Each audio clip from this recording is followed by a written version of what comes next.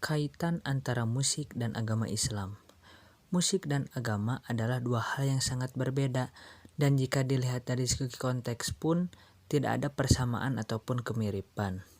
Tetapi jika dilihat dari satu sisi, musik dan agama bisa dikatakan dengan dua hal yang berkesinambungan.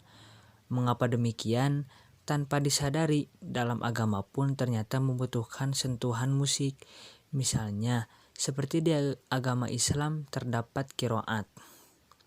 Secara tanpa disadari, lantunan ayat tersebut dapat terdengar secara indah dengan sentuhan-sentuhan nada yang disusun dan dilantunkan oleh qiraat. Dan nada-nada yang disusun itu berubah menjadi lagam, dan lagam itulah yang ada kaitannya dengan musik. Hasil dan pembahasan. Agama, menurut Kamus Besar Bahasa Indonesia, adalah sistem yang mengatur tata keimanan dan peribadatan kepada Tuhan Yang Maha Kuasa, serta tata kaidah yang berhubungan dengan pergaulan manusia dan manusia serta lingkungannya.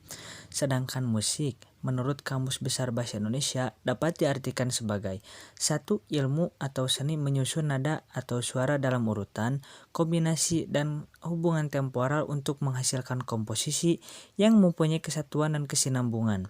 2. Nada atau suara yang disusun sedemikian rupa sehingga mengandung irama, lagu, dan keharmonisan. Pengertian musik menurut para ahli. 1. David Ewen. Pengertian musik adalah ilmu, pengetahuan serta seni mengenai kombinasi ritmik dan beberapa nada, baik vokal ataupun instrumental, yang mencakup melodi serta harmoni sebagai ekspresi dari segala sesuatu yang menginginkan diungkapkan, terlebih dalam segi emosional. Musik memiliki kaitan yang cukup erat dengan agama, karena di dalam agama pun kadang kita secara tidak terasa bahwa kita menggunakan seni atau musik dalam melakukan praktek agama ataupun waktu kita beribadah. Contohnya yaitu Sunan Bonang yang melakukan syiar Islam menggunakan media seni atau alat musik yaitu gamelan. Dan alat musik yang menjadi ciri khas dia ketika sedang melakukan syiar Islam yaitu alat musik gamelan Bonang.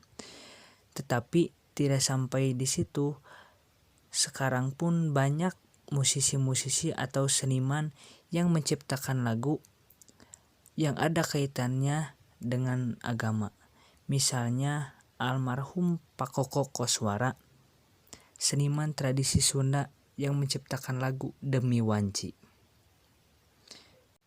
Dalam artian bahasa Indonesia, Demi Wanci itu adalah demi waktu. Lagu itu diambil dari salah satu surat pendek yang ada di dalam Al-Quran, dan lirik lagunya pun merupakan arti dari bacaan ayat-ayat surat tersebut. Dan surat tersebut yaitu surat Al-Asr yang artinya demi waktu. Tetapi di sisi lain ada juga yang menyebutkan bahwa musik itu haram. Dalam ajaran Islam, para ulama berselisih paham mengenai hal ini. Benarkah musik haram dalam ajaran Islam? Para ulama berselisih paham mengenai hukum bernyanyi dan bermain musik. Misalnya Imam Al-Ghazali dan kelompok ulama yang mengharamkan seni musik, diantaranya Ibnu Al-Jauzi, Imam Qurtubi, dan Imam Asy-Syafi'i. Sementara itu, para ulama Hanafiyah membahas secara detail musik seperti apa yang diperbolehkan atau diharamkan. Mereka menyatakan nyanyian yang diharamkan adalah yang mengandung kata-kata tidak baik, tidak sopan, porno, dan sejenisnya. Sedangkan yang dibolehkan adalah nyanyian yang memuji keindahan bunga, gunung, pemandangan alam, dan memuji kebesaran Allah Subhanahu wa Ta'ala. Jadi, sikap yang harus kita lakukan atau kita ambil jika melihat pada pernyataan di atas tergantung dari sudut pandang yang mana yang ingin kita lihat, karena semua orang memiliki pikiran dan cara berpikir yang berbeda. Hal terpenting adalah jangan sampai menjadi terpecah belah atau ada perselisihan yang diakibatkan oleh hal tersebut.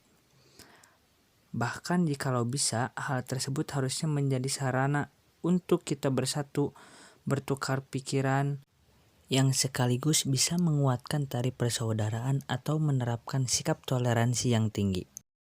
Jadi kesimpulannya adalah mari kita jadikan musik dan agama Islam itu menjadi dua hal yang bisa berjalan dengan bersama, karena dalam Islam membutuhkan sentuhan-sentuhan musik dan dalam musik pun membutuhkan sentuhan-sentuhan agama, supaya kita sebagai seniman tidak lupa juga terhadap ibadah dan bisa meningkatkan ketakwaan dan keimanan kita sebagai umat muslim.